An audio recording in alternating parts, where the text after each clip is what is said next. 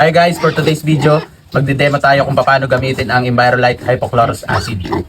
Yan po guys, ito po yung kailangan natin, 5 liters na tubig at 1 liter po na Envirolite Hypochlorous Acid. Ito po ay disinfect natin na sa buong kulungan using yung ating pong pressure water. Yan. Simulan na po natin. Ito po yun. Ito po ay equivalent of 1 liter na Envirolite. Yan. And then, ihalo po natin sa 5 liters na water. Yan. Yan. Ganyan po lang po guys, kadali gamitin ng Envirolite Hypochlorous Acid. Yan po guys, ito pong hose ng ating pressure water. Lalagay lang po natin dyan and then okay na po, pwede na tayo mag-disinfectant ng buong babuyan. Start na po tayo mag-disinfect. Pamis lang po, pwede po natin itong gamitin sa ating mga alagang biik at baboy. Yan, pwede po natin i-direkta yan guys. Direkta lang po natin ha. Spray sa kanila at sa buong kulungan. Yan. Buong kulungan yan guys, buong kulungan. Yan. At hindi lang po sa labas, pwede rin po sa mga dinadaanan natin.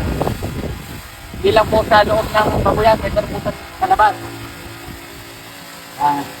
Disinfect din po natin itong dinadaanan.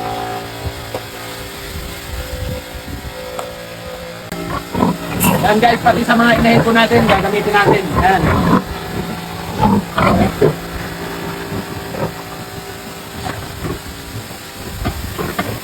Yan, rekta paligo na po to guys. Rekta paligo na po ang ating Envirolite Hypochlorous Acid. Bukod sa pan-disinfectant, pwede rin po natin itong gamitin pahalo sa papaligo ng ating mga inahin. Nakakatulong po ito sa ating mga sugat-sugat ng ating mga alagang baboy. Yan. Nakakatulong po yan guys, makapagpapila, mabilis makapagpapila ng mga sugat ng ating mga alagang baboy. Hindi lang po sa disinfectant, pwede rin po sa pampaligo. Yan. And then, labas po ng kulungan. Yung lagi po natin dinadaanan, dinidisinfect din po natin yan. Buong kulungan po ang kaya nito guys. Isang timbang tubig lang po yan.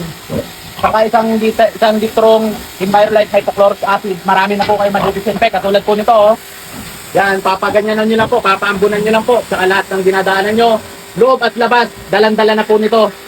Yan guys, sa 1 litro po ng Envirolite Hypochlorous Acid, tayo po ay nakapag-disinfect ng loob at labas ng ating babuyan. And then, nakapaglinis at paligo pa po tayo ng ating mga alagang baboy. Tingnan nyo po.